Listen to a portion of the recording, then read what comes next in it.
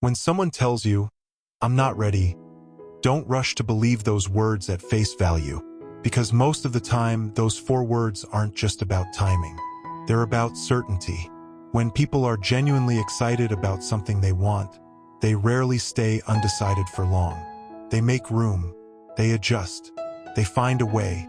So when someone says, "I'm not ready," what they're often saying is one of several things, but they don't want to say it directly.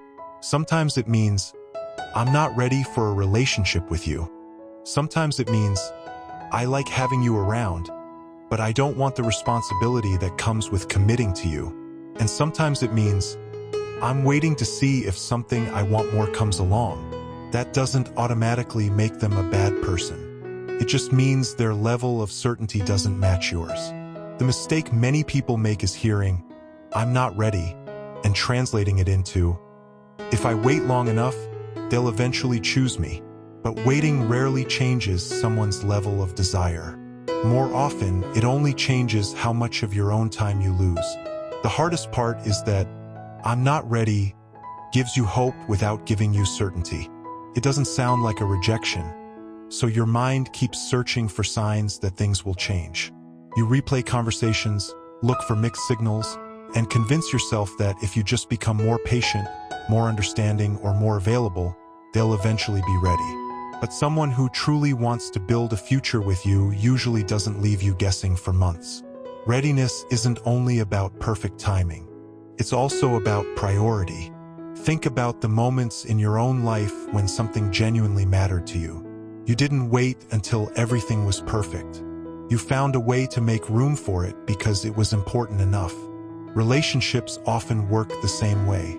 That's why it's dangerous to build your life around someone else's uncertainty.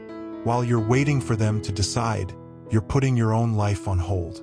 The healthiest response isn't to pressure them into making a decision. And it isn't to try harder to prove your worth. It's to believe what they're showing you today instead of holding on to what you hope they'll become tomorrow. Because someone who is truly ready doesn't just tell you with words. They show you with consistency, effort, and the willingness to choose you without keeping you in limbo. That doesn't mean every person who says, "I'm not ready," is lying. Some people genuinely aren't in a place where they can commit. But the part that matters is, the reason doesn't change the outcome. Whether they're not ready because they're healing, confused, focused on other priorities, or simply don't see a future with you, you're still left waiting. And waiting for someone to become emotionally available can quietly become a habit. You stop pursuing your own life because you're holding onto the possibility that one day they'll finally be ready. But your future shouldn't depend on someone else's uncertainty. The right person won't make you decode mixed signals, cling to vague promises, or wonder where you stand every single day. They won't expect you to stay in an endless waiting room while they figure out what they want. Respect what people tell you, even when it's not the answer you were hoping for. If someone says, "I'm not ready," don't hear, "Convince me." Hear, "This is where I am right now." Then make your decisions based on reality, not potential. Because the moment you stop chasing clarity from someone who can't give it, you create space for someone who never makes you question whether they want you in their life. Sometimes the strongest form of self-respect isn't waiting longer. It's walking away from uncertainty before it becomes your permanent address. Another reason those words can be so difficult to let go of is they're open-ended. Unlike a clear no, "I'm not ready" leaves the door slightly open, and that's exactly why it's so easy to stay emotionally invested. Your mind fills in the blanks with hope, but hope without clarity can become a trap. It keeps you emotionally committed to a future that only exists in your imagination, while the other person continues living in the present. Healthy relationships aren't built on possibilities. They're built on mutual decisions. You shouldn't have to earn a place in someone's life by waiting indefinitely. If someone needs time, that's their right. But it's also your right to keep living your life instead of putting it on pause.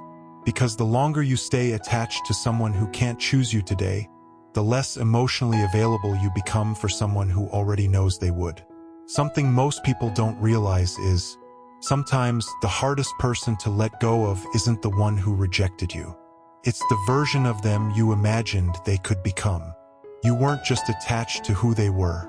You were attached to the future you pictured in your mind, the conversations you hoped you'd have, the relationship you believed would eventually happen, and the life you imagined the two of you building together. Letting go of that future can feel like losing something real, even though it never truly existed. That's why moving on isn't only about walking away from a person. It's about releasing the expectations that kept you emotionally tied to them. The truth is, closure doesn't always come from getting one final conversation or finally hearing the words you've been waiting for. Sometimes closure comes from accepting that their uncertainty is already an answer. Not the answer you wanted, but an answer nonetheless. Life becomes much lighter when you stop asking people to give you what they've already shown they're unwilling or unable to give. Because peace doesn't come from convincing someone to choose you. It comes from choosing yourself before waiting turns into regret. The right people won't leave you wondering whether you matter. And the right season of your life begins the moment you stop waiting for someone who isn't ready to walk into it with you.